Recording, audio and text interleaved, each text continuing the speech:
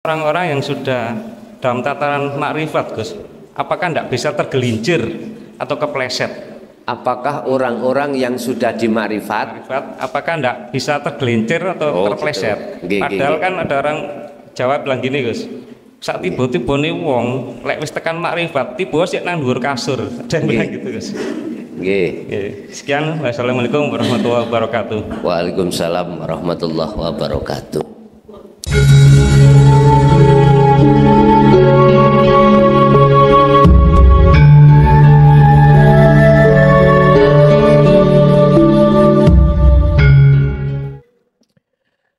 Bapak Ibu hadirin, para kiai, para sepuh, bini sepuh, tokoh masyarakat, tokoh agama, khususnya Kampung Bronggalan, Bronggalan,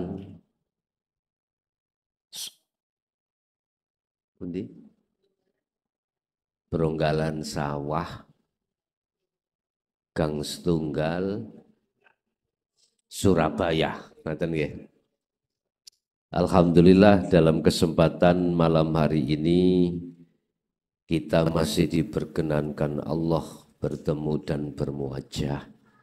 Tidak ada kalimah yang pantas kita ucapkan rasa syukur kita pada Allah ganti ngucap hamdalah alhamdulillahirabbil alamin, di mana kita pada malam hari ini masih Allah kehendaki kita untuk bertaklim muta'alim, yang pada malam hari ini kita ngambil judul nopo saenake nyuwun nopo wis kula manut mawon. Apa Bu? Njaluk judul nopo? Hah?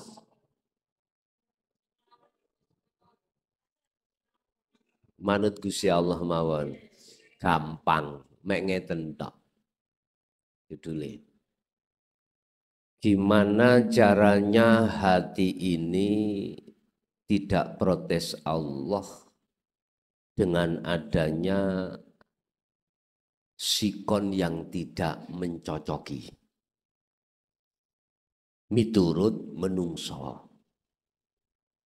Contoh, mestinya ngaji ngene iki mohudan, nah, tapi mengapa Allah kok mendatangkan tetap hujan? Biar hati tidak ganjel. Itu bagaimana? In asabahu musibah qalu inna lillahi wa inna ilaihi raji'un. Di tengah warga kita, entah istri, suami, anak, atau pekerjaan kita jatuh, enak apa ora? Enak apa tidak? Tidak enak ya?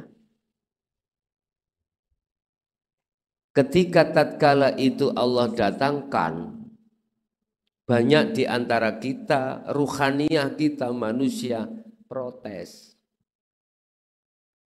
Kalau bisa menghindari, tapi nggak bisa. Bagaimana caranya hati itu, ruh itu tetap gayeng, anteng, damai.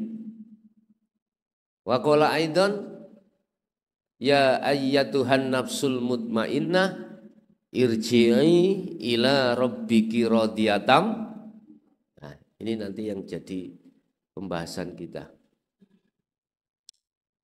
Wahai jiwa yang damai. Jiwa maksudnya bukan nafsu, yang dimaksud jiwa di sini adalah ruhaniyah.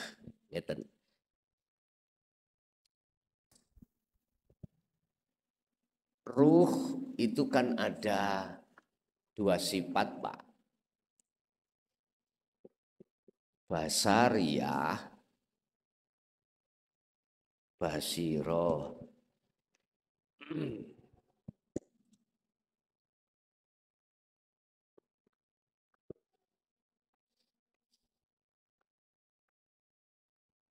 Ini di dalam diri kita. basariyah, sifat basariyah muncullah nafsu namanya nafsu nafsiyah dan amarah, lawamah dengan mutmainnah.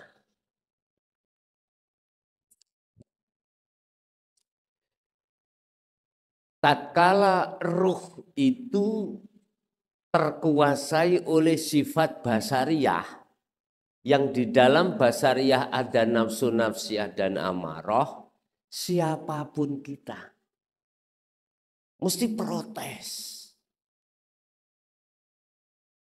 Usaha kita bangkrut secara syariat dikarenakan sebab musababnya itu ada teman kita yang ngerusak. Kita tahu. Dan atau jatuhnya ekonomi kita dikarenakan berbagai macam alasan. Siapa yang hatinya itu, ruhnya, ruhaniyahnya itu terkuasai sifat basariyah, mesti amarah, mesti ngamuk, mesti sumpek, mesti gelisah, mesti susah. Akhirnya kita cari dukun, ya, cari solusi bagaimana ekonomi kita itu bangkit kembali. Apakah itu salah? Miturut pandangan syariat atau basariyah enggak apa-apa. Tapi kalau dilihat dari sudut pandang hakikat sifat basiroh, ruhaniyah yang seperti ini, ruhaniyah yang mata hatinya tidak bisa melihat kalau semua apapun yang terjadi itu karena Allah. Nah, inilah yang disebut di dalam Al-Quran, khatamallahu ala qulubihim. Tertutup, buta. Terus yang sakit hati, panas hati itu siapa? Ya kita sendiri.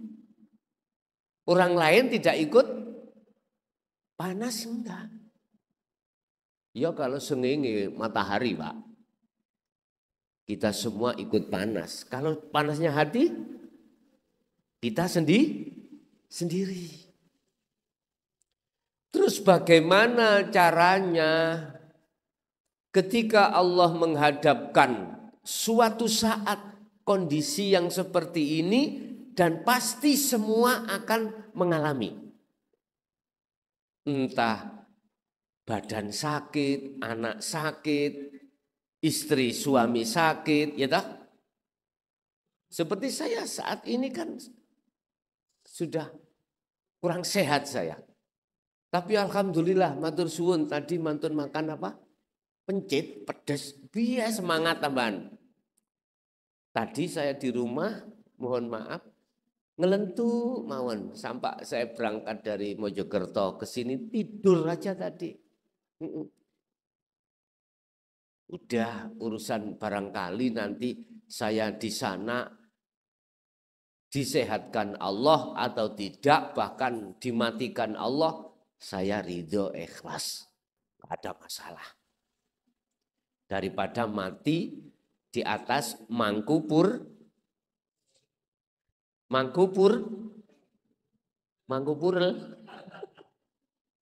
lebih baik mati kita di dalam dakwah. Pun kersane pun. Udah kembali. Rasulullah mengajarkan kita untuk mujahadatun nafsi, untuk memerangi nafsu ini, Pak, yang bertengger di dalam sifat basyariah. Sebab kalau ini belum kita jinakkan, nafsiyah dan amarah, yang terjadi ruhaniyah tak itu muncul hasud, muncul riya, muncul takabur, dan lain sebagainya. Inilah salah satu yang dikhawatirkan Rasulullah. Sebelum beliau wafat, salah satu pesan yang tidak bisa kita lupakan oleh seluruh umat apa? Besok umatku akan menghadapi peperangan yang amat besar daripada perang Khandaq, perang Uhud, perang Badar. Apa perang apa itu? Melawan hawa nafsu. Mengapa dikatakan berat? Karena dia bersemayam di dalam jagatnya ruh. Innan nafsa la amaratum bisu. Ini Bapak Ibu ngajak kejelekan pada Allah. Mengajak ruhaniyah supaya melalaikan Allah dengan cara bagaimana? Wa yastahibbunal hayatad dunya. Ibrahim, ayat Ibrahim. Surat Ibrahim ayat 3. Wa yastahibbunal hayatad dunya alal akhirah. Dibikinlah ruhaniyah itu berkasih mesra. Namanya hubbudun dunya. Kalau dalam Al-Quran dikatakan hubbus syahawah. Hubbus syahawah. Cinta neneng atiku enak rek dadi kiai. Ya. Enak rek dadi kiai ngalor ngidul. Terus disembah-sembah wong. Iku nafsu. Muncullah namanya iktimad. Apa itu iktimad? Nantinya gila kehormatan. Bahaya ini.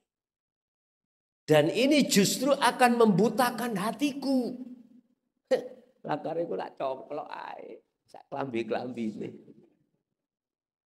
Kalau saya pikir mending mudo. Bahasa Indonesia ini apa? Mending mudo. Lebih baik saya telanjang. Enggak ada yang menghormati.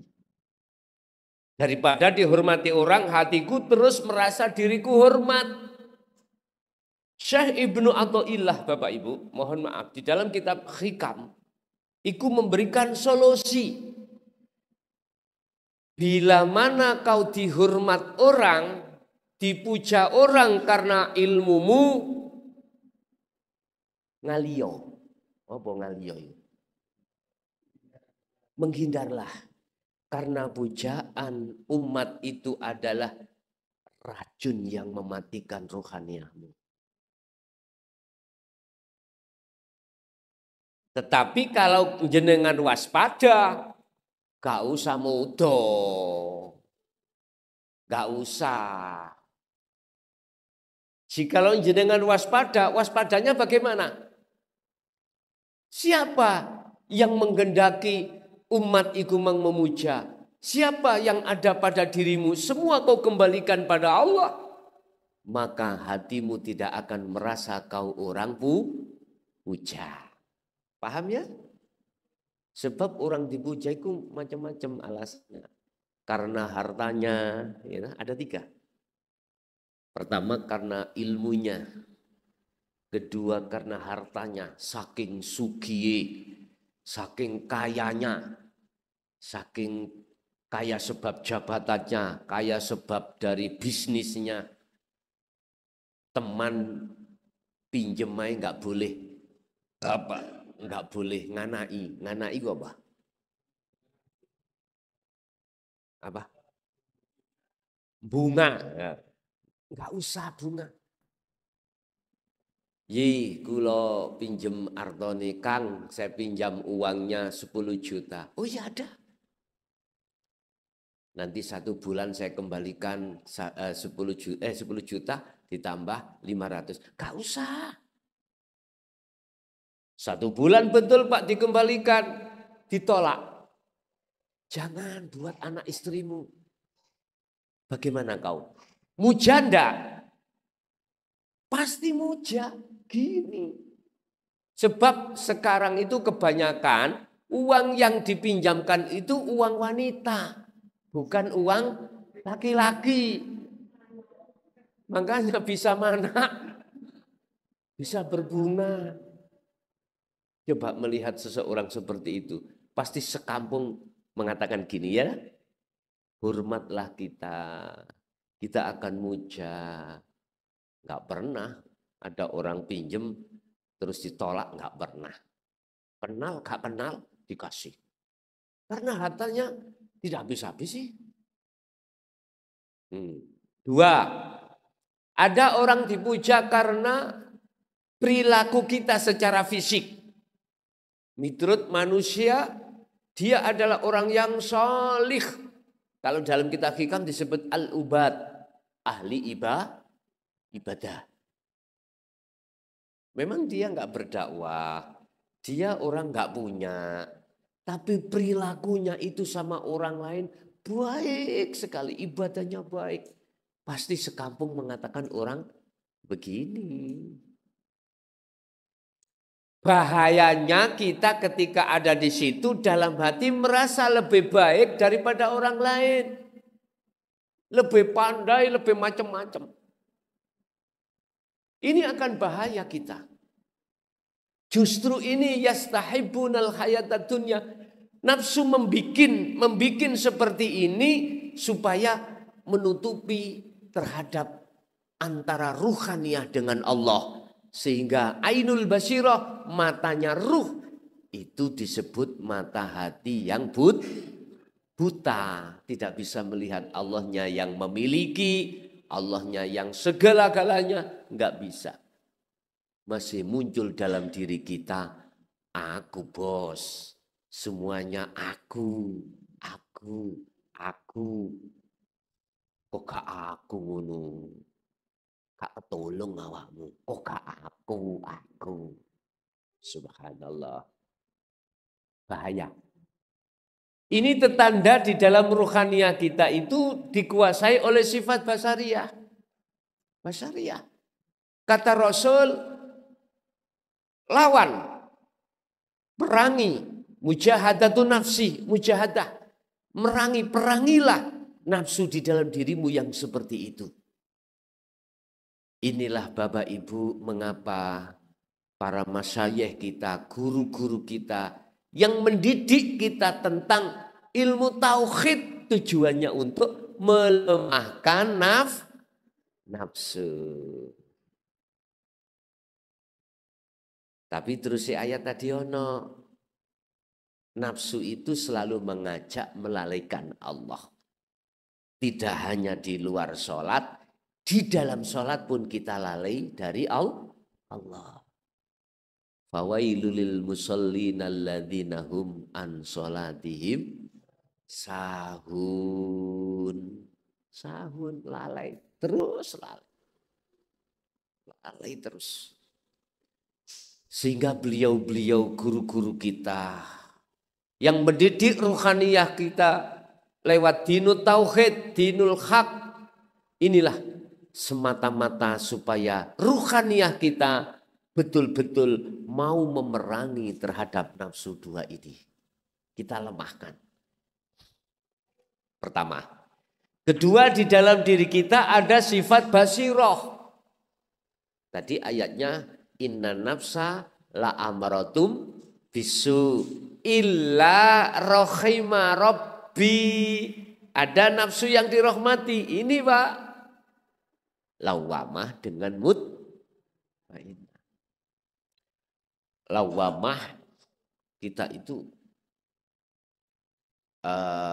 munculnya hati jenengan iki merasa bersalah pada Allah.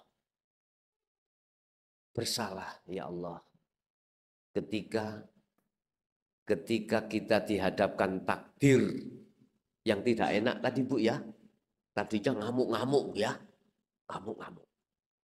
Nek lawamah muncul dalam hati jenengan, sadar, ya Allah, saya salah. Saya protes dengan adanya ketetapan Allah, sama halnya saya ini dolim terhadap Allah. Sadar. Jadi lawamah ini mendidik ruhaniyah kita supaya lekas taubatan nasuha. Nah, ketika taubatan nasuhan telah dilakukan oleh ruh, maka selanjutnya nafsu mutmainnah itu akan memberikan didikan terhadap ruhaniyah dengan akhirnya di dalam Al-Quran apa didiknya? Harus kembali pada Allah. Kembali ke apa dah?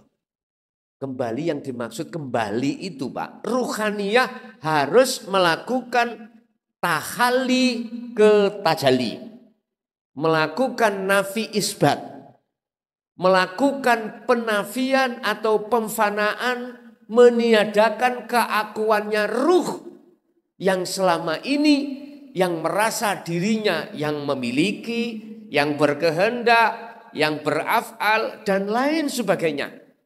Disuruh ruh ini untuk melepaskan rasa memiliki, rasa yang berkehendak, mempunyai keyakinan bahwasanya makhluk ini mempunyai penguasaan. Disuruh untuk melepaskan. Mutmainnah ini menyuruh nafsu untuk melakukan hal itu. Kembalilah pada Allah. Artinya tadi kan saya merasa diri saya yang alim. Lah gitu toh. Contoh mawon. Mutmainnah mendidik kita. Lepaskan kau merasa dirimu yang alim. Tetapkan semuanya itu yang alim adalah Allah. Tentunya Bapak Ibu, ini kita lewati harus dengan kholwat, harus dengan zikir. Dan zikir itu ada yang dimaksud tatmainul qulub, zikir yang menjadikan hati jiwa damai. Itu zikir yang bagaimana? Ini selama ini para masyayikh tidak terang-terangan untuk menyampaikan. Padahal sudah disampaikan lewat cara isyarah. Lah sekarang kita sudah waktunya Allah menyuruh terang-terangan. Al-Hijr ayat 94 sampai 95. Bagaimana Rasulullah menyampaikan tentang zikir? Bagaimana Rasulullah menyampaikan tentang tauhid la ilaha illa anta wa ana fasda. Apa bahasa fasda? Sampaikan dengan terang-terangan Muhammad. Subhanallah. Apa yang diperintahkan Rasulullah itu Allah menyuruh menyampaikan dengan terang-terang. Terus zikir yang bisa sampai pada Allah di maqam musyahadah itu zikir yang bagaimana? Di dalam Al-Quran Allah katakan ala bidzikrillahi tatmainnul qulub wa qala aidzan wadhkur isma rabbika bukratan wa asila wa minal laili fasjud lahu fasabbihu lailan tawila ya ayyuhalladzina amanu dzkurullaha dzikron katsiron. Banyak ayat-ayat yang menyampaikan tentang zikir. Cuman di situ kalau kita tidak peka Al-Qur'anul Qadimnya enggak ketemu. Ternyata yang dimaksud zikir adalah ingat. Yang dimaksud ingat itu sadar.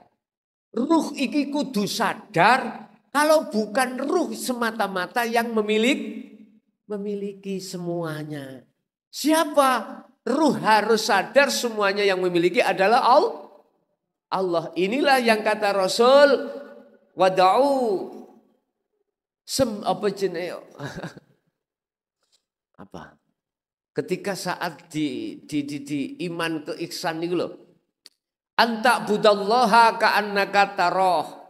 Ruh harus sadar kalau semuanya itu yang memiliki, semuanya yang berkehendak, semuanya yang berperan hanyalah Allah. Di mana Allah itu? Di dalam diri ruh dewi.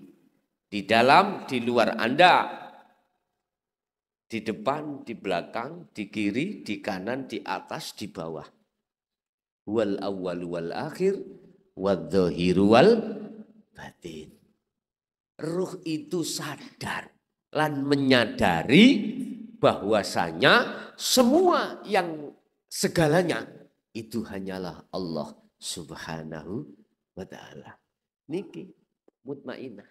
Kalau ini sudah mengatakan hal itu, ya ayyatuhan nafsul mutmainah, dikatakan wahai jiwa yang damai, irji'i, balio siro, kembalilah kau ila rabbiki, terhadap Tuhanmu. Kalau kau betul-betul mau kembali kepada Tuhanmu dan kembalimu apa rodiyatam mardiyah, ridho tanpa ada tendensi apapun, Allah akan fadkhuli fi ibadi wadkhuli jan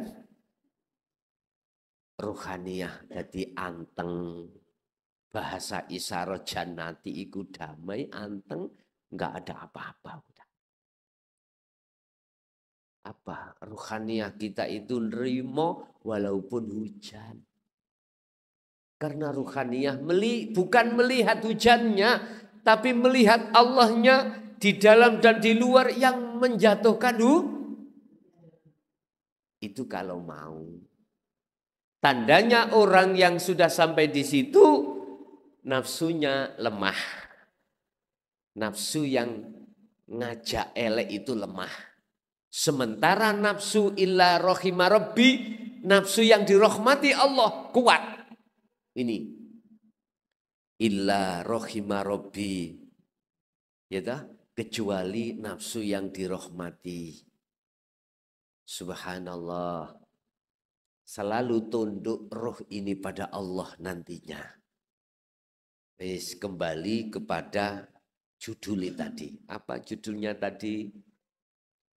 Bagaimana menciptakan ruhaniyah jenengan iku sendikoda dawuh. Patuh nang Allah. Ruhaniyah bukan jasmania. Kita manusia dihadapkan apa dua takdir. Takdir qobdi dan takdir basti. Takdir qobdi, takdir di mana miturut kita manusia pada umumnya itu enggak enak. Qobdi.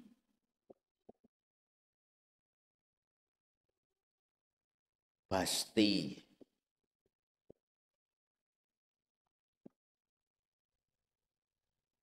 Qobdi gak enak, Pak. Sirah ngelu, bojo ngeroweng. Kita nggak ngomong sebab musabab. Pagi waktunya sudah cepat makan, belum ada. Karena istri kita adalah ketiduran. Ngomel-ngomel. Yang laki-laki. Kadang-kadang dijungkir ini. Allah ya karim. Kadang istri kita kasih belanja 1 bulan. Biasanya 1 bulan 3 juta. Kita kasih 30.000. Klik. Ngomel-ngomel. Buat beli apa 30.000 lagi itu Bu nggih? Tak nguru ibu gampang. Tukokno uyah kabeh. Jadi nanti makan ikan uyah. Sudah gitu aja.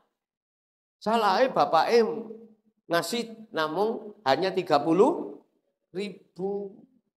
Enak keremi mati kabeh. Iku Bu jarane. Tapi kita Bu tidak akan mungkin bisa nggak protes itu. Nerima nggak bisa. Hati kita akan mengatakan matur suwun ya 30.000 nggak bisa. Iya Bu, kalau sampai kasih 2.000 terhadap parkir itu, iya di jalan-jalan kan ada yang anu ya. Matur suwun 2.000 matur suwun. Pak kula tanglet, ibu-ibu sampean paringi blonjo itu Anda kasih uang belanja pernah mengatakan terima kasih?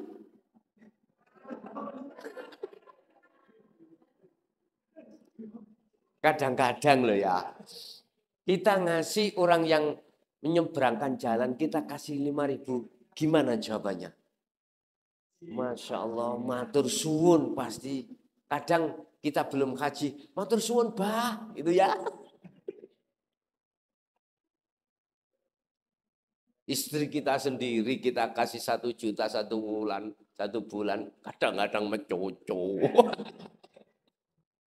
Karena zamannya sekarang itu 1 bulan gak unsum 1 juta, paling gak 3. Lagi itu Bu ya, karena kita kebutuhan makan itu mahal-mahal.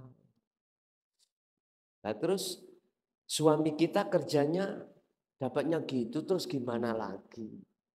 Kita nggak bisa Pak Bu menerima kopti ini jikalau nafsu nafsia amarah masih kuat, nggak bisa. Sebab ini nafsu nafsia itu membuat ruhaniyah bercinta terhadap kesenangan dunia. Kalau kesenangan dunia tidak didatangkan, nggih metotok. Apa bahasa Indonesia metotok? Jengkel. Anak sakit jengkel, anak nggak pulang-pulang jengkel, anak nggak mau berangkat mondok jengkel, terus macam-macam. Subhanallah, Rasulullah yang beliau mengkhawatirkan terhadap umatnya itu tatkala dihadapkan kopti ini, ruhaniyah kita itu tidak menerima dengan kenyataan. Sebab percaya dan tidak percaya, walaupun gak enak itu datang tanpa dikehendaki Allah, sakit tidak bisa. Walillahil masyriq wal maghrib. Oh ini kilen nggih. Bingung kula nek ngoten niku. Kula kinten mriko wetan kebalikan. Loh, oh leres nggih. Kilen. Niku kilen iki wetan. Oh, nggih kula sing bingung nek ngoten nggih ya. Mulai jagat timur sampai jagat barat, sekecil makhluk apapun, debu, atom, itu yang menggerakkan adalah Allah. Suami kita kasih uang 1 juta, kalau tidak digendaki Allah sakit. Sakit datang pada anak kita, apapun bentuknya yang gak nyocoki kopdi ini, tanpa Allah nggak bisa.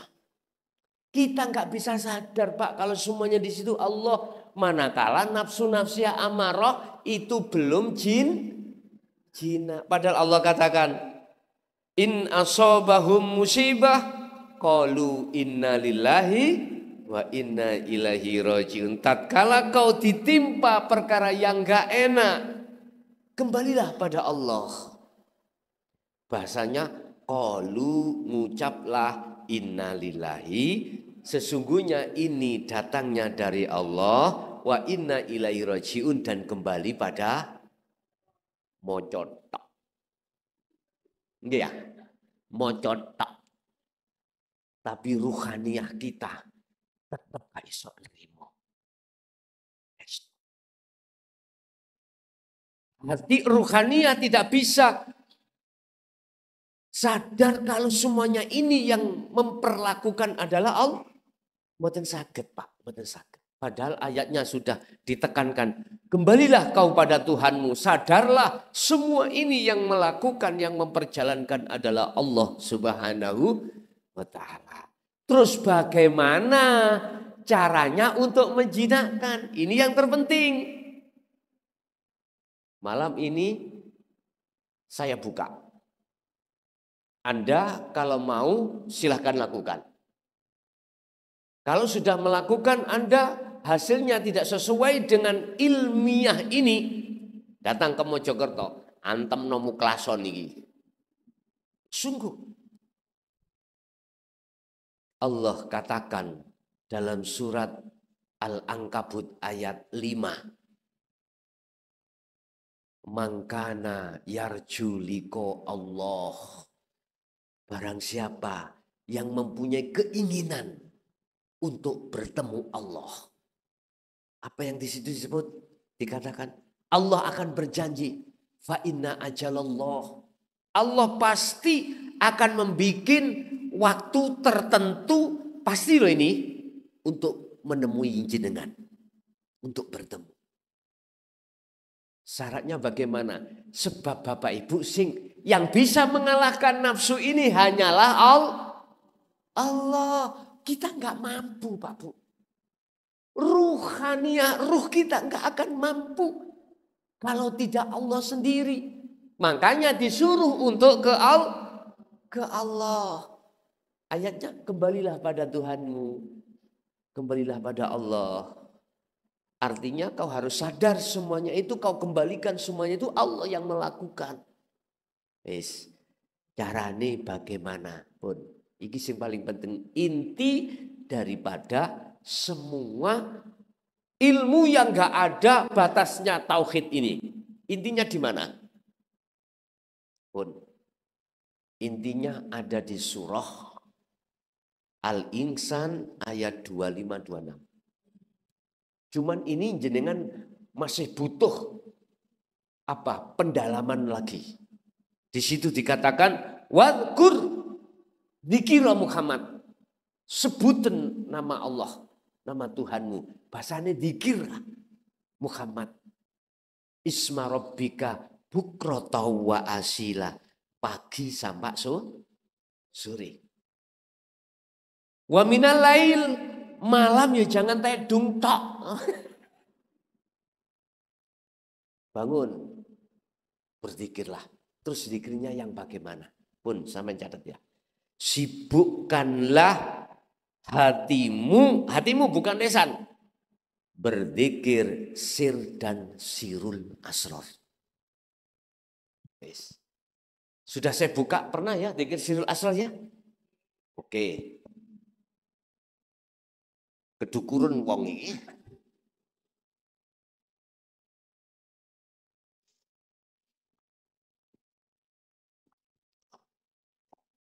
Sirul asrar. Bagaimana zikir sir? Nafas sampean itu kan hanya 2 gerakan. Masuk, keluar. Masuk, keluar. Lagi tidak? Ketika napas Anda masuk, hatimu nyebutoh. Ketika napasmu keluar, hatimu sebutin Allah. Ketika ini berjalan, ruhaniyahmu harus berzikir sirul asrar. Hati bersamaan. Apa zikir sirul asrar? Kan ada 3 toh Pak. 1, 2, 3.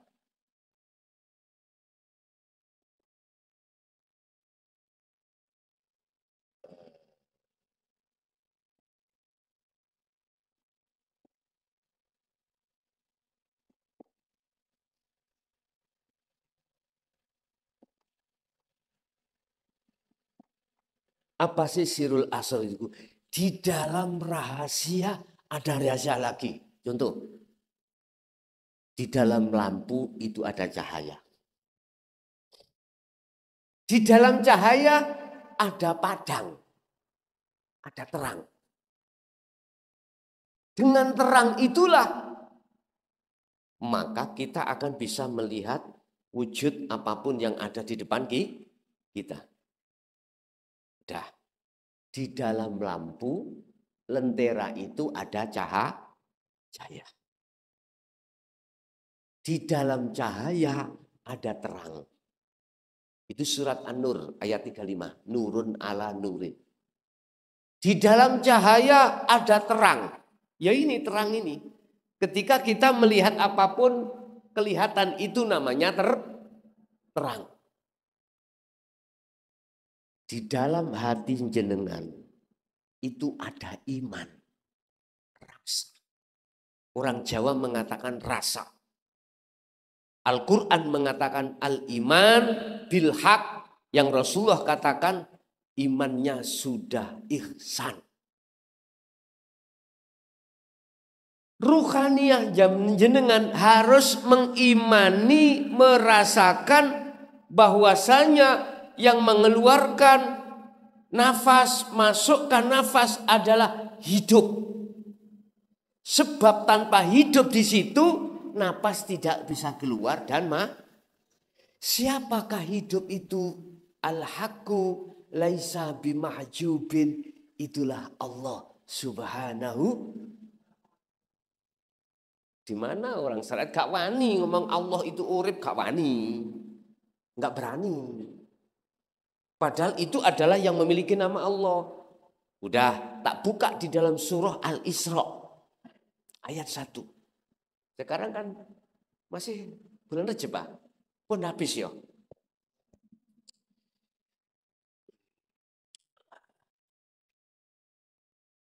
Subhanalladzi asra bi 'abdihi lailan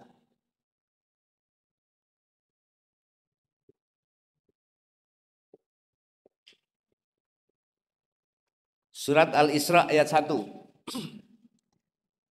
Inilah penegasan bahwasanya hidup itu adalah Allah. Dilihat, Subhana Maha Suci, Sopo Alladzi, mana tulisan Allah? Enggak ada.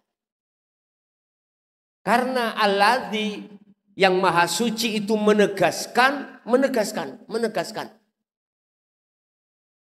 bahwasanya yang memiliki nama Allah adalah Zat.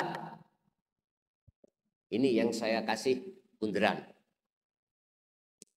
Zat bahasa umum, bahasa kita hidup. Jawa urip, ya. Oke. Asra kang nglakokake sapa alladzi, asra yang memperjalankan siapa hidup, memperjalankan terhadap siapa? Bi abdihi, kelawan kawulane alladzi, secara syariat adalah Nabi Muhammad sallallahu alaihi wasallam. Ini lailan ing dalem waktu wengi. Saya terjemahkan pada diri kita. Dialah yang maha suci hidup itu yang ada pada diri Anda, yang memperjalankan diri Anda dari rumah sampai ke musola ini. Percaya nggak percaya, tanpa Allah, tanpa hidup, kita nggak bisa berkumpul di sini. Tinggal iman sampean. Iman yang ada di situ, tolong keluarkan. Sadarahe ruh yang mengeluarkan napas dan keluar itu adalah Allah. Sadarlah ruh bahwasanya yang menggerakkan semua alam itu adalah Allah. Bila mana ruh itu bisa merasakan, mengimani hanya Allah, hanya hidup alladzi ini yang memperjalankan, maka tertanda ruh itu sudah berlaku zikir sirul. Di tahapan pertama, su'aul basirah, pancaran hati, iman hanya pada Allah lah atas segala-galanya. Kalau ini sampai teruskan, maka Allah akan menarik ruhaniyah itu terhadap maqam musyahadah, bertemu Allah yang disebut ainul basirah. Apa? Bertemu, melihat terhadap hidup. Baik yang ada di luar jenengan iki maupun di dalam jenengan. Allah hidup itu tidak hanya di atas saja, juga di dalam air, di dalam tanah, di dalam tembok. Udah nggak ada ruangan sekecil apapun kecuali dipenuhi oleh Allah. Fa aina ma tuwallu fa thamma wajhullah. Dimanapun kau mengarah, bertempat, bersikon, di situ ada wajah Allah. Kita akan bisa bertemu di situ manakala pagi sampai sore malam sibukkan ruhmu, hatimu berzikir sir dan sirul. Udah di situ kok Allah dewi, Allah sendiri yang memperjalankan dan membimbing jenengan, bukan orang lain. Paham ya? Gak usah takut. Nanti gak ada begebluk mlebu Agus. Enggak. Allah sendiri. Di situ berbagai banyak kita ketika Solo itu pengalaman Allah menarik ruhaniyahmu ke atas. Sampai tahu jasadmu ada di bawah. Kadang-kadang ini jamaah mikir takut. Aku kok iso balik ah. Anakku bagaimana? Bojoku si ayu. Bisnisku ya apa? Ketakutan. Kemudian dia nggak mau meneruskan suluknya. Hati-hati. Jangan takut. Kita tidak akan pernah takut manakala sirul asrornya itu sampai asto terus. Sirul asrornya sampai pegang teguh. Faqadistamsaka bil urwatil wuthqa lam fisomalaha. Kau kalau sudah megang sirul asror terus, maka kau tidak ada rasa takut karena sudah sadar yang memperjalankan Anda itu cuman juga Allah. Penak wis. Makanya cinta itu gak ono sing sejati. Kalau tidak cinta, bercinta pada Allah. Bu, sampean ojo percaya mbek bapake. Wis dek aku sehidup semati. Gak percaya. Gak percaya. Sampean sedo golek maneh wong lanang iku. Nggih, puantere.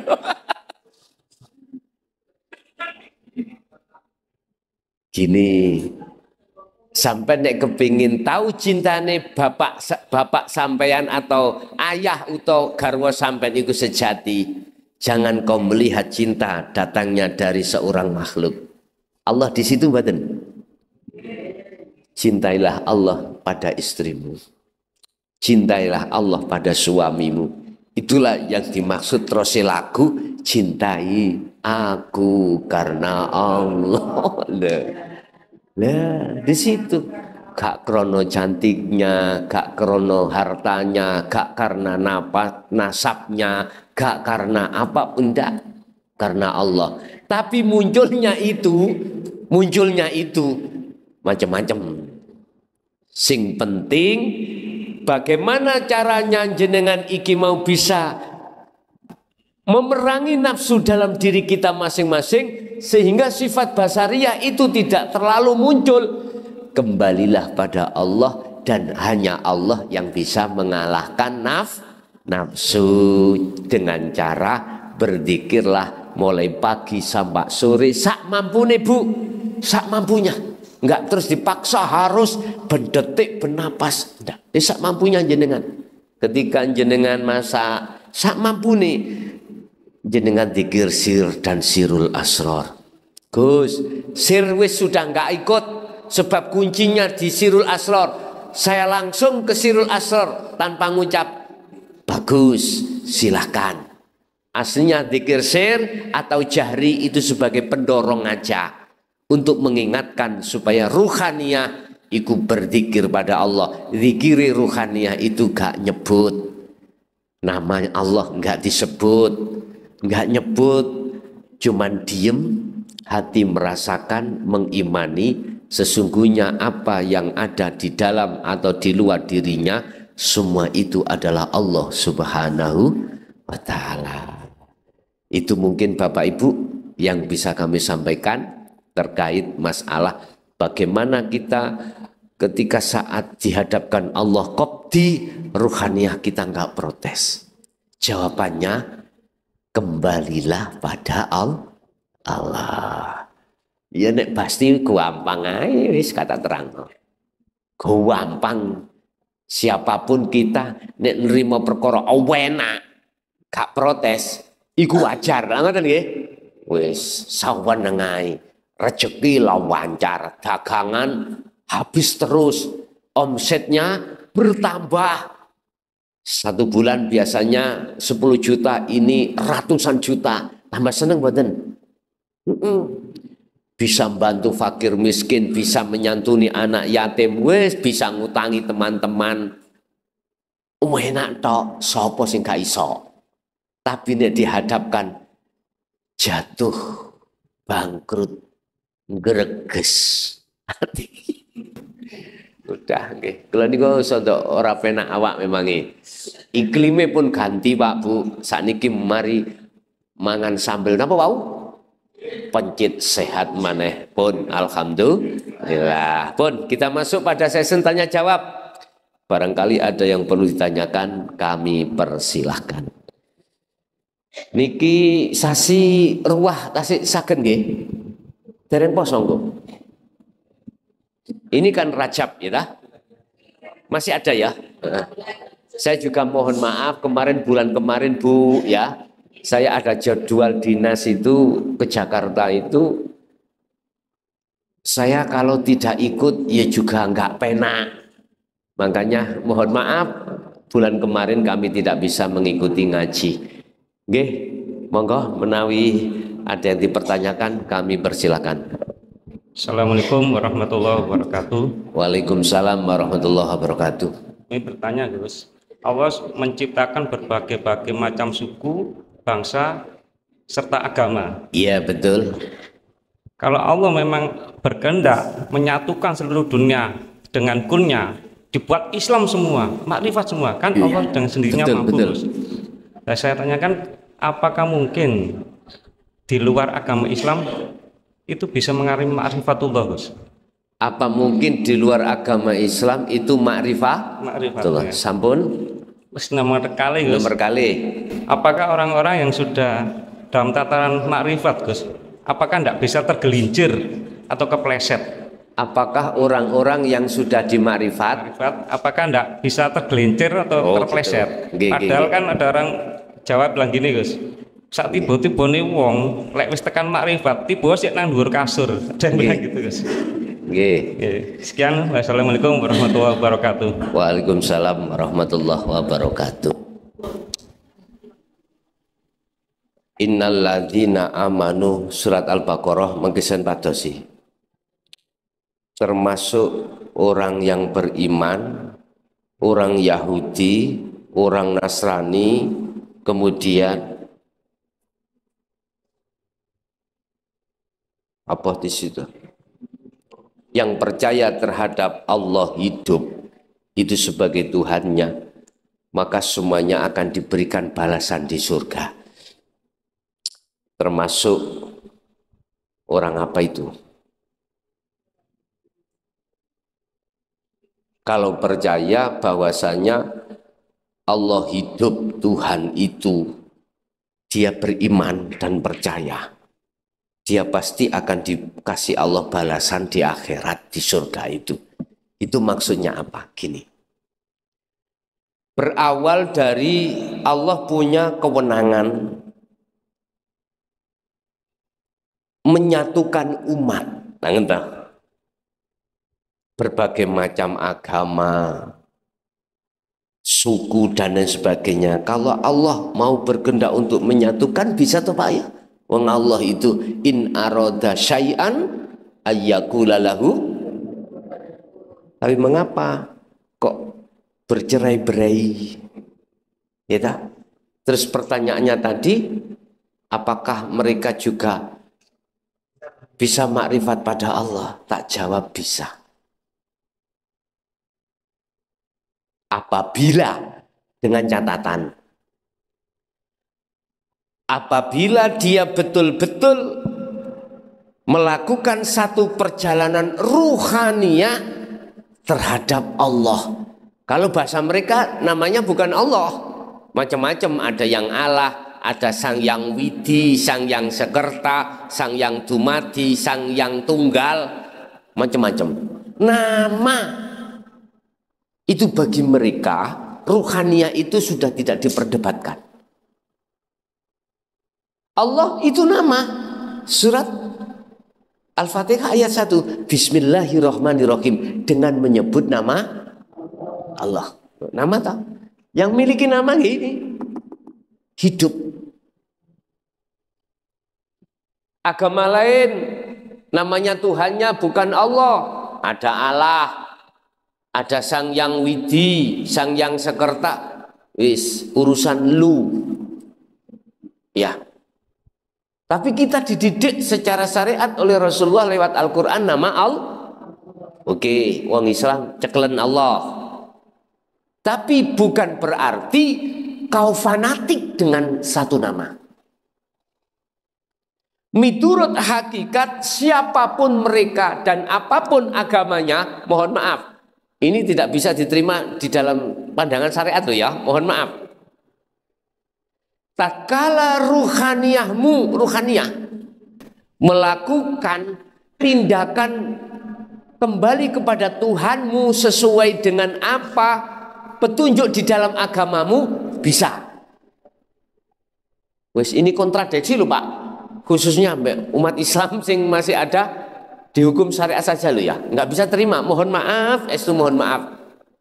Saya katakan pandang sudut hakikat, bukan syariat. Kalau syariat tetap ya ndak lah Pak, tapi aku memandang dari kacamata hakikat. Karena Allah itu tidak memandang lahirmu. Innallaha la yanduru ila suwarikum wa amwalikum, tidak. Tapi memandang hatimu, maksudnya ruhaniyahmu. Dengan ajaran budi luhur itu loh, ruhaniyahmu akan melemahkan nafsu dua tadi. Akhirnya kau sesama manusia itu tindakannya hablum minan nas baik, mboten gampang hasud, dilarani yo gak nglarani, karena pendidikan hatinya sudah. Jadi saya katakan bisa Bapak, manakala dia mengadakan perjalanan ruhaniyah, meninggalkan duniawiyah untuk bertemu Tuhannya. Urusan nama Tuhannya terserah. Kalau kita di dalam agama Islam sudah dibekali surat Al-Kahfi ayat 110, surat terakhir, wa man kana yarju liqa'a rabbi falyamal amalan sholihan. Barang siapa di antara Anda ingin bertemu terhadap Allah Tuhannya, pertama falyamal amalan sholihan. Ruhaniyah harus melakukan perbuatan perjalanan untuk menuju dan bertemu Allah. Dalam bahasa thariqah disebut suluk, ya, kholwat, ada yang mengatakan uzlah, ada yang mengatakan topo, orang Jawa mengatakan meditasi, topo, silakan. Yang kesemuanya mengartikan yakfur bit-taghut wa yu'min billah. Punya arti meninggalkan ruhaniyah ini, meninggalkan gebyare dunya.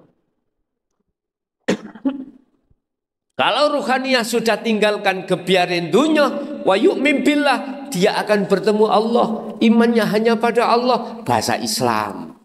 Ini yang disebut fal ya'mal amalan sholihan.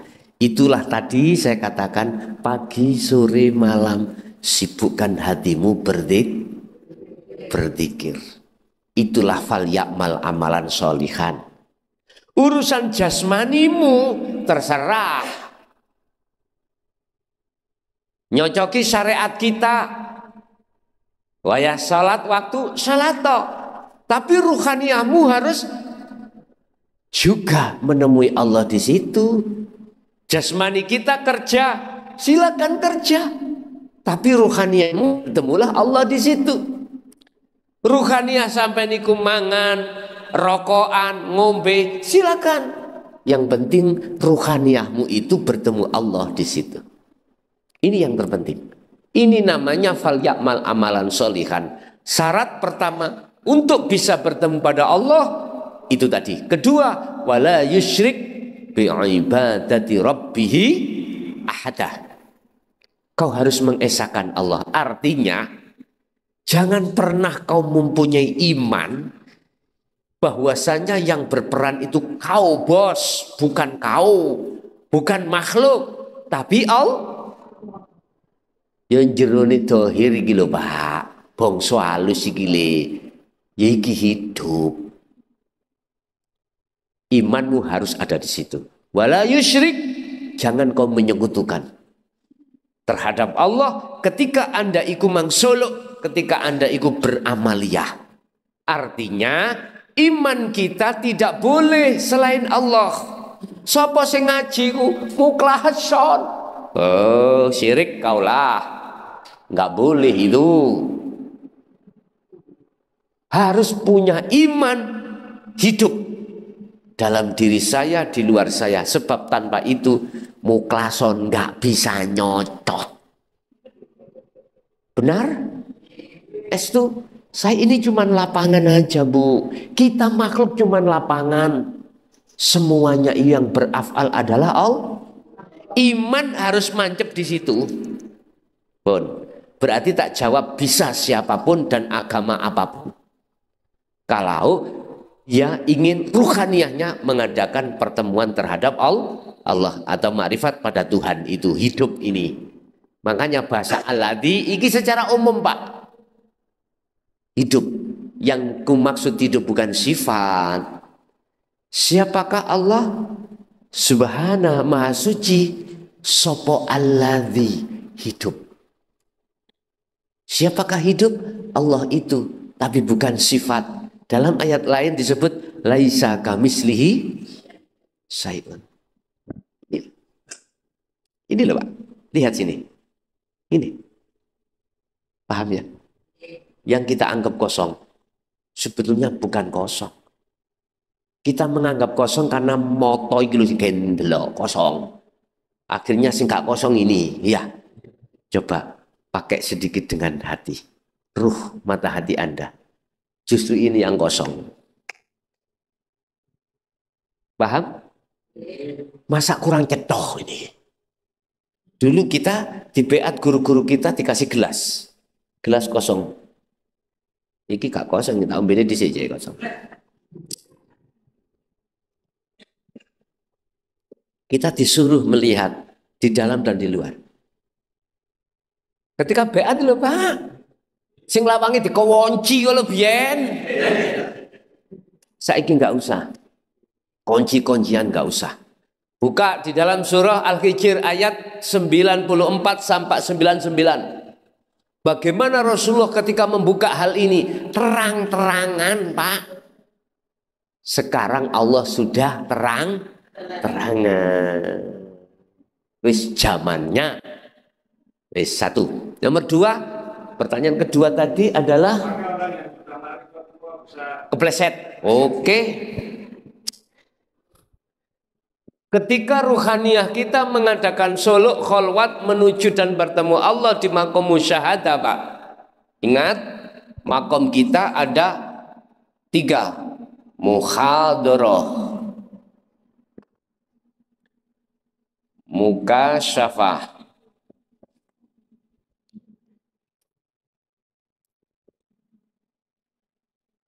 musyahadah. Wis tak dudingane wis. Kha muhadharah. Ini alam kasunyatan iki, ya. Di sini sebetulnya ada makom musyahadah juga. Kalau rohaniyah bisa tembus. Udah. Mukasyafah adalah makom gaib, gaibnya makhluk. Di situ ada alam malakut, jabarut, lahut. Bisa. Ketemulah kita ketika suluk di mukasyafah malaikat, malakut, alamnya. Kita bertemu jin, bertemu iblis, ketemu surga, ketemu neraka, apapun alam barzah. Itu alam gaib. Jadi ruhaniyah sampean matanya dibuka di dalam mukasyafah. Tapi ingat ya, setinggi apapun mata hatimu bisa mengetahui di dalam alam mukasyafah, itu tidak berguna. Dan itu bukan tujuan si salik untuk kemusyahadah, bertemu Allah. Bukan tujuan. Di sini ada alam lahut, di mana semua kekasih Allah yang dari unsur para nabi, para rasul, wali-wali Allah jadi satu di situ. Manakala mata hatimu sudah memanjang melihat setinggi itu, itu tidak berguna bagi si salik, sebab tujuan si salik ketika solok harus ke makom musyahadah. Disinilah makom gaibnya Allah, yang tadinya Allah gaib menjadi tidak gaib. Sesungguhnya Allah itu huwa al-haqqul mubin. Sesungguhnya Allah itu jengleh. Bahasa Indonesia ini wangel Pak, kula jengleh-jengleh. Terang benderang. Bagi siapa itu? Ammal arifun, bagi mereka yang ruhaniyahnya itu sudah makrifat Allah. Yes. Ketika kita ditarik Allah di musyahadah, di sini ada 3 golongan Pak. Musyahadah ini Pak ya? 1, 2, 3. Pertama musyahadatul fana. Kedua adalah musyahadatul kamil. Ketiga musyahadatul baqa. Apa fana? 1 hari ketemu 50 waktu sholat. Secara syariat ketemu 5 waktu. Secara hakikat ketemu 50 waktu. Terhitung 24 jam. Hujahnya, dalilnya di dalam surah Al-Baqarah ayat 238. Hafidhu ala sholawah was sholatil wusta. Ini sholat yang langgeng. Kita mengatakan sholat daim. Sholat yang langgeng. 50 waktu dulur. Hitungan jam 24 jam. Kita 24 jam dikasih Allah 50 aktivitas. Tidak duhur, asar, maghrib, isya, subuh saja. Termasuk kita masak, kita nyambel, kita makan, kita beol, kita apapun. Terhitung semuanya 50 waktu. Isra Mi'raj asalnya 50 waktu, bos. Ojo dianggap 5 waktu. Kerja apapun di total jenderal 24 jam. Itu bisa kau penuhi manakala Anda tidak wassolawah saja, tetapi wassolatil wusta juga. Manakala Anda juga melakukan ini, pasti khusyuk. Wa qumu lillahi qanitin ay khashiin. Sampai ditegaskan Allah, orang-orang mukmin manakala yang melakukan hal ini. Saya melihat surat Al-Mu'minun ayat 1 dan 2. Qad aflahal mu'minuna alladzina hum fi sholatihim khashi'un. Kak yang seperti tadi, Bang. Sahun. Paham ya? Wes. Ketika di fana kita 24 jam itu makrifatnya cuma sedikit, Bapak. Umpama sholat duhur 4 rakaat, mungkin khusyuknya cuma 1. Yang 3 melawakra. Ingat sana, ingat bini, ingat istri, ingat suami, ingat kerjaan. Biasa. Tapi untung masihan, ya tak? Untung. Nanti bagaimana sih tanda-tanda makrifat itu? Oke. Terus kamil. Kamil ini kebalikan. 24 jam dia lebih besar makrifatnya daripada tidak. Otomatis 2 ini kan jatuh juga, Pak. Kepleset.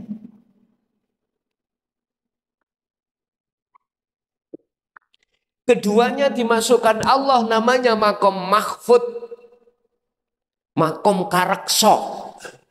Artinya ini kekasih Allah loh Pak, ini kekasih Allah. Allah tidak akan membiarkan kekasihnya dia berlarut-larut dibikin nafsu sebagai budak. Akhirnya diselamatkan. Ditarik lagi ke musyahadah. Paham ya? Terus pertanyaannya, apakah salah jatuhnya fana dan kamil ini? Tidak. Liyabluwakum ayyukum ahsanu amala wala bagin wala adin innallaha ghafurur. Allah mengampuni karena apa? Karena sebetulnya nggak ada niat kepingin jatuh, tapi dijatuhkan Allah. Dalam hatinya siapa yang menjatuhkan? Allah tahu. Laksana kita bulan puasa besok jam 12 siang bangun, perut lapar, di depan ada kopi, ada rokok, ada nasi, kita makan semuanya. Nasinya nasi sate 10 sondok, tinggal 1 sondok, ingat, lu ya saya puasa. Tidak diteruskan, yang 9 sunduk yang sudah masuk tidak membatalkan puasa. Lah gitu toh? Karena kita lupa kalau kita puasa. Nggak ada unsur kesengajaan, nggak ada. Memang dilupakan Allah. Tapi jangan-jangan sampai yang tinggal kari sunduk, eman kak ya. Kita makan sekalian. Maka disitulah letaknya kita dikatakan batal puasa kita. Karena ada unsur kesengajaan, sama, gak dikatakan salah. Terus bagaimana untuk mengondisikan fana ke kamil? Itu kembali kepada pesan tadi.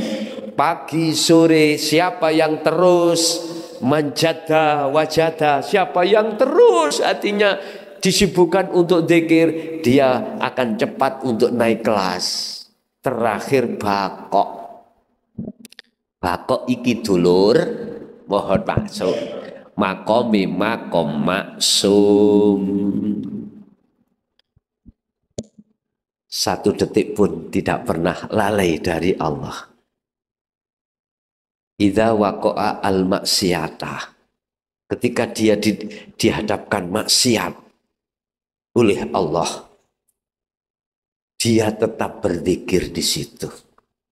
Akhirnya maksiatnya menjadi taat. Menjadi taat. Tidak menjadikan dia itu kesalahan pada Allah. Jadi waktu ngeten Pak ya. Waktu ngeten itu Pak. Paham nggih? Hatinya nggak bisa putus dari Allah. Jadi dilatihlah semuanya itu. Nggih? Dilatih. Berarti yang kepleset itu fana dan kamil, bakok mboten. Cuman prosesnya menuju ke bakok, Allah ngancup no kita lewat jatuh bangun aku mengejarmu. Nggih mboten. Sing penting kata Allah, wala tayasu fi roihillah, jangan kau berputus asa. Tetap lanjutkan zikirmu. Nggih, ada lagi.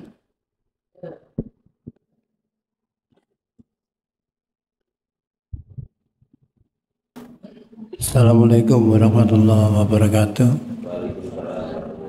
Badhe nderek tanglet Gus. Tanda-tandanipun dikir sirul asrar niku sampun berjalan niku terus pundi? Nggih. Tanda-tanda zikir sirul asrar sudah berjalan di dalam ruhaniyah kita bagaimana? Ketika jenengan saat menghadapi kondisi apapun, ruhaniyah sampai saged sambung tembus pada hidup di situ. Akhirnya kesimpulan hati sampean imannya, karena itulah semuanya yang melakukan. Itu siapa? Allah. Itu berarti sirul asrar berjalan. Kondisi apapun, contoh kita sholat mulai takbir, ini sampean pingin sholat khusyuk, gampang sebetulnya. Ketika takbiratul ihram sampai salam, sibukno ati iku dzikir sirul asrar. Dzikir wis gak ngucap lho. Merasakan siapa yang menggerakkan ini di dalam dirimu, siapa? Akhirnya Allah terus memberiku. Lesan boleh membaca Fatihah, hatimu hanya merasakan Allahnya yang memiliki. Inna sholati wa nusuki wa mahyaya wa mamati lillahi rabbil alamin. Ini Pak, apapun bentuk aktivitas sikon yang kita hadapi, dikatakan sirul asrar itu sudah berjalan.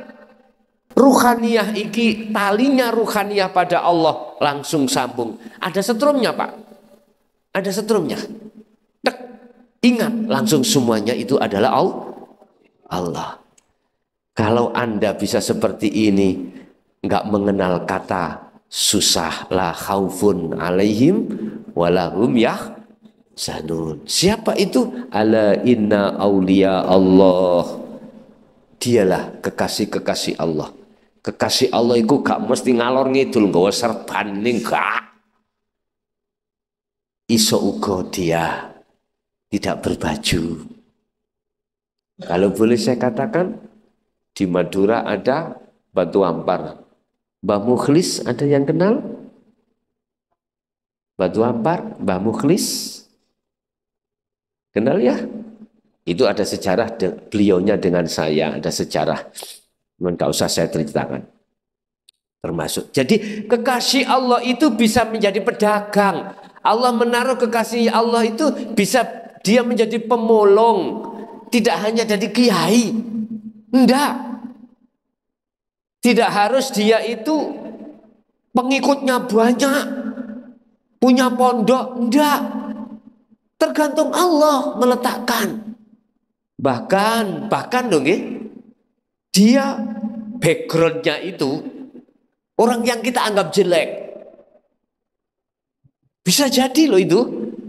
Makanya kita jangan gampang suudzon terhadap orang lain. Intinya siapa kekasih Allah itu? Dialah yang selalu memegang tali Allah. Apa tali Allah? Al-dzikru bisiril asrar. Pun itu toh. Dulu nggak berani Pak buka sirul asrar, nggak berani. Wong beat aja semuanya harus tertutup. Harus. Kita cuma dikasih tahu gelas ini di dalam dan di luar sama ndak. Setelah itu kadang dikasih air, sama ndak yang ada airnya dan tidak. Kalau kita masih mengatakan nggak sama, nggak masuk beat kita. Makanya mengapa asyhadu itu harus ke ilallah. Ruhaniyah harus ke hidup. Dan hidup itu tidak butuh tempat. Makanya kalau sudah sampai ke hidup makrifat itu nggak ada dohir, nggak ada batin, nggak ada awal, nggak ada akhir. Sebut-sebutan itu sudah tiada. Paham Pak? Jadi itulah tanda kalau sirul asrnya sudah berjalan. Pas jenengan di rumah tangga, ibunya itu tadi ngerutuhno piring pecah karena ngamuk-ngamuk. Jenengan gak iso ngamuk karena sambung tali ruh dengan Allah sudah ada, langsung klik Allahnya, senyumlah. Akhirnya ibu besok beli lagi ya. Akhirnya sak lusin dipecah kabeh Pak. Perawat, Bu, di toko masih banyak beberapa lusin. Nggak bisa sampai marah, nggak bisa Pak. Nggak bisa pokoknya nggak bisa marah. Karena ruhaniyah sampai iku bercinta terus dengan Allah. Lah, mengapa Allah kok nguji seperti ini? Mengapa? Hanya satu. Untuk menguatkan tauhid makrifat sampean pada Allah. Makanya jangan heran kalau semakin sampean sudah masuk di dalam hakikat makrifat, mengapa ujianmu tambah besar? Yaitu tadi, karena Allah sayang padamu supaya kau tambah kuat tauhidmu, gitu loh ya. Gus, kula sak joge waktu saya masuk di tauhid hakikat makrifat, ekonomi saya tambah hancur. Bini saya purek.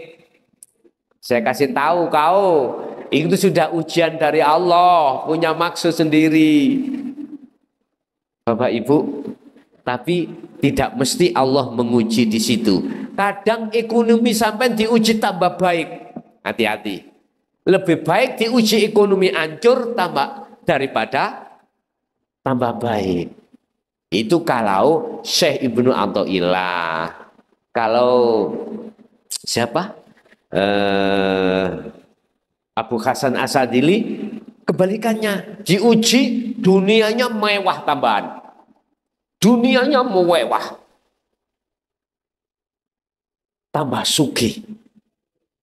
Nah, tapi dia tetap berzuhud di situ. Tetap dia zikir sirul asrornya jalan. Udah, jadi kalau bisa jangan dibedakan enak gak enak, itu juga sama. Letak samanya di situ ada Allah. Oke, ada lagi?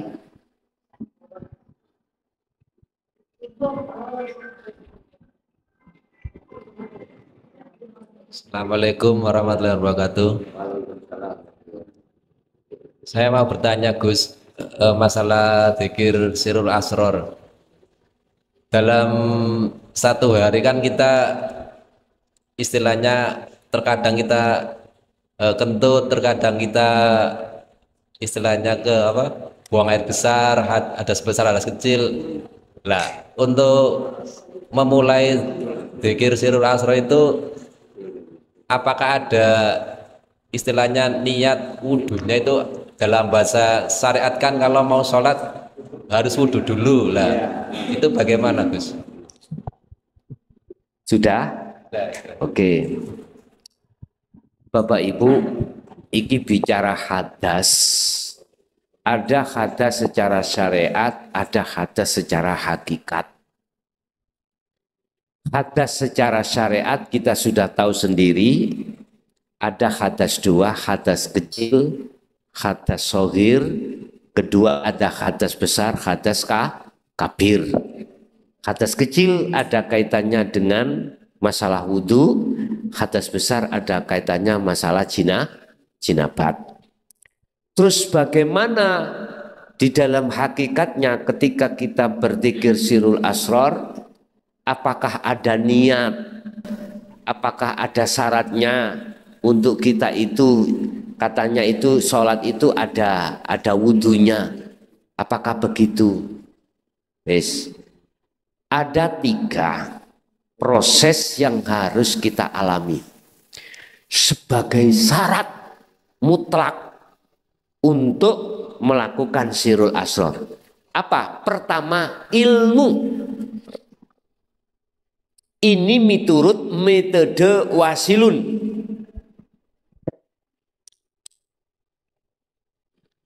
Metode untuk menuju dan bertemu Allah itu ada 2, Pak. Ada wasilun, ada majdubun. Pilih mana sampean terserah. Wasilun itu pasti pertama ilmu, kedua amal, ketiga istiqomah. Kalau majdubun tidak ada. Apa ilmu? Taklim niki Pak. Setiap kita bulan 1 bulan itu kan diberikan ilmu, wawasan tentang masalah ruhaniyah, isinya tauhid. Kalau ini sudah, kedua adalah amal. Amal berarti praktek, prakteknya yang tadi saya katakan, dzikir sir dan sirul itu amal. Istiqomah terus menerus. Ilmu inilah yang akan merubah mindset iman jenengan. Dulu sampai iku disuruh ngimani isi sebab angin. Gimana? Sampai dipaksa untuk beriman percaya isisnya ini sebab angin. Basahnya ini sebab hujan air. Iman kita dulu dididik seperti itu Pak. Panas apa ini? Kita dikasih iman kalau api itu yang memanaskan. Paham ya? Oke. Setelah ilmu ini kita dapatkan, yang muncul dari tauhid la ilaha illa anta wa ana, yang disebut huwallazi arsala rasulahu bil huda wa dinil haq, aidinu tauhid, merumuskan, mengubah mindset iman kita yang asalnya beriman terhadap tadi angin, dipaksa untuk beriman hanya karena Allah. Hidup di situ. Setelah itu sudah masuk, maka dibekalilah si ruh ini dzikir sirul asrar untuk menemui hidup di situ.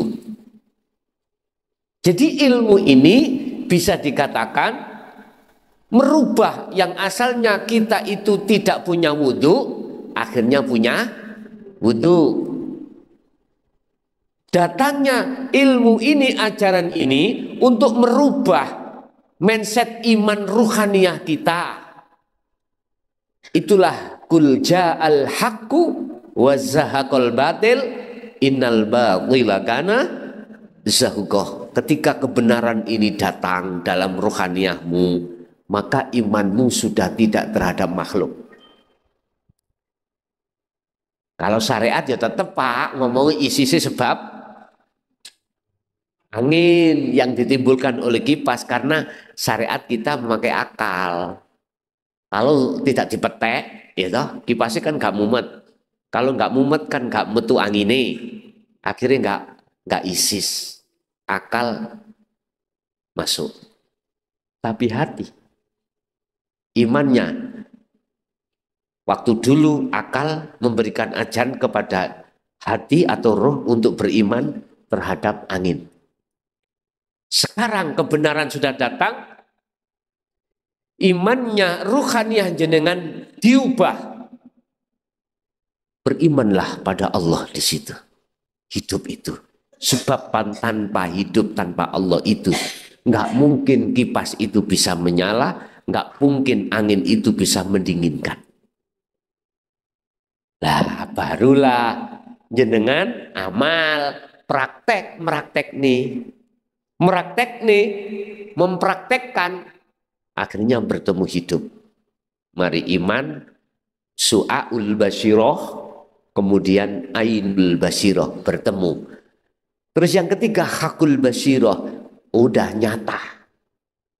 Gak bisa berubah imanmu. Inilah iman yang murni.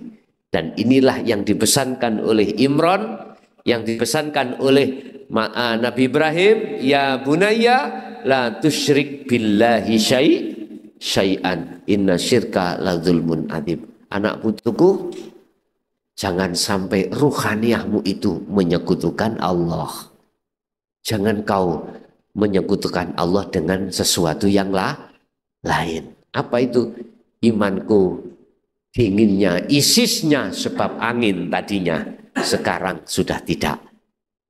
Karena imani rohaniyah ini sudah bertemu Allah. Jadi betul Pak, laksana wudhunya itu adalah ilmu yang kita terima. Banyak Pak di antara golongan manusia menolak ini. Menolak. Sedikit sekali yang mau mengikuti Rasulullah, sedikit sekali. Ali Imran ayat berapa tadi? Ayat 31. Kalau kau ingin betul-betul selamat duniamu, jasmani dan ruhaniyahmu, dunia akhiratmu, fattabi'uni kata Rasul, ikuti aku. Kita jasmani ditata Rasulullah lewat hukum syariat. Kita rohaniyahnya ditata Rasulullah lewat hukum hakikat. Jasmani lewat syariat menimbulkan akhlak namanya istimaiyah. Akhirnya hablum minan-nas, sesama manusia bagus. Habl, tali. Terus ruhaniyah kita ditata akan memunculkan akhlak ilahiyah kepada Allah. Hablum minallah. Bagus. Kalau kau mengikuti aku kata Rasul, yuhibbukumullah wa yaghfir lakum dzunubakum wallahu ghafurur rahim. kau pasti dijadikan Allah sebagai kekasihnya. Ini Rasulullah mengatakan ini. Lah ikuti aku ya apa maksudnya? Saya mengikuti kanjeng Nabi jenengan ya Rasulullah yang bagaimana? Dijawab, jangan syariat tok, juga sahakikatnya supaya bisa makrifat pada Allah. Sampai ditekankan sallu kama ra'aitumuni usolli. Salat awakmu sing kaya aku. Salat sing kaya aku sing ya apa? Millata Ibrahim Hanifa.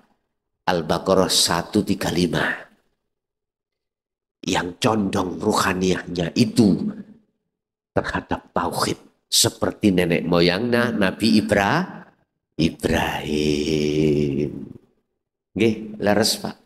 Jadi makanya ilmu iku menurut Rasulullah mengapa diwajibkan tatlubul ilma walau bisin.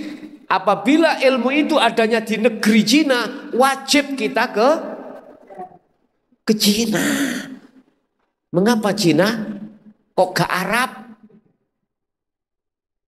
Sakit kalau omong, pun ada yang tersinggung nggih? Estum pun ada yang tersinggung. Cina pakai hukum apa? Komunis lah. Umumnya tanpa Tuhan tak? Artinya gini Pak. Apabila ilmu tentang ruhaniah kemakrifatan itu ada pada orang yang kita anggap jembret. Tahu jembret? Elek. Nyun sewu. Bu, nyun sewu Bu nggih. Ada pada wanita 21. Tahu 21? Tahu 21? Yang baru ditutup loh. Dan atau pada orang yang kau benci sekalipun, kalau ilmunya ada di hatinya seorang itu, berilmulah pada dia. Jubu'en ngelmuni. Artinya belajarlah terhadap beliau. Mohon maaf loh, ada cerita hikayah seorang wanita berhidung belang, pekerjaannya tiap hari melayani hidung laki hidung belang. Mengapa dia? Gara-gara ngasih minum sama anjing, Allah mengampuni dosanya, akhirnya dimasukkan surga. Bukan lantas kita habis seperti itu cari anjing. Nggak bisa Pak. Ternyata beliau inilah yang sesuai didawuh Syekh Ibnu Athaillah di dalam kitab Hikam. Jangan kau anggap sedikit. Jangan kau anggap tidak berat satu amaliyah yang disertai makrifat Allah. Imam Ghazali dimasukkan Allah surga hanya karena beliau ketika mengarang kitab Ihya Ulumuddin ada lalat minum ke mangsi. Beliau biarkan, nggak digurak, nggak digesuh. Karena ketika saat itu ruhaniah beliau itu makrifat pada Allah. 21 tadi ketika kasih minum karena makrifat pada Allah. Kalau sudah makrifat, si 21 kan nggak mengakui kalau dirinya yang berlaku lagi gitu lah. Semuanya adalah Allah Subhanahu. Inilah namanya kembali, inilah namanya makrifat. Tanda makrifat itu mudah. 1, amal arifuna la yarawna li anfusihim syai'an. 1, dengan dzikir sirul asrar itulah Anda tidak akan merasa apa yang muncul pada dirimu atau orang lain, hatimu beriman dari dirimu. Kedua, yusyahiduna annal fa'ila huwallahu ta'ala. Justru dalam hatimu meyakini, mengimani dengan kuat, sumbernya datangnya dari hidup itu. Itulah Allah Subhanahu. Annal fa'ila, sesungguhnya yang berperan, huwa utai fa'il iku Allah Subhanahu wa ta'ala. Yang ketiga, tatmainnul qulub, ruhaniyahmu damai, anteng. Tidak ada rasa khawatir, rasa gelisah, enggak, karena kau selalu di sisi Allah, di sisi Allah. Oke. Ada lagi Pak, Bu? Ibu monggo Bu.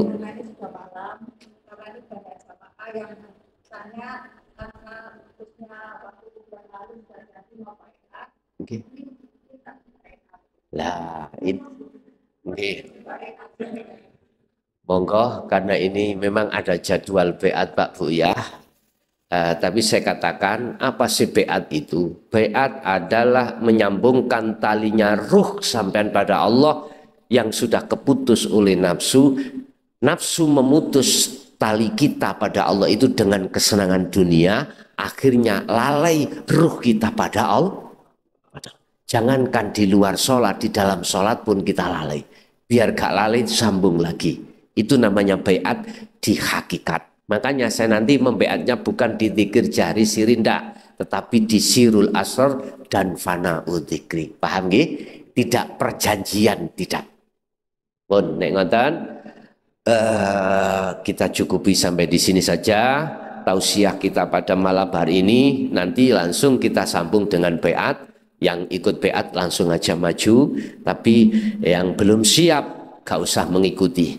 Sebab kalau sudah kami sambung talinya itu, nanti Anda tetap berpegang teguh menjaga jangan sampai putuslah lagi. Nggih, ngoten mawon. Mudah-mudahan semua apa yang diberikan Allah tadi betul-betul menjadi satu ilmu yang bermanfaat, ilmu yang barakah terhadap kita dan anak putu kita ila yaumil qiyamah. Lahumul Fatihah.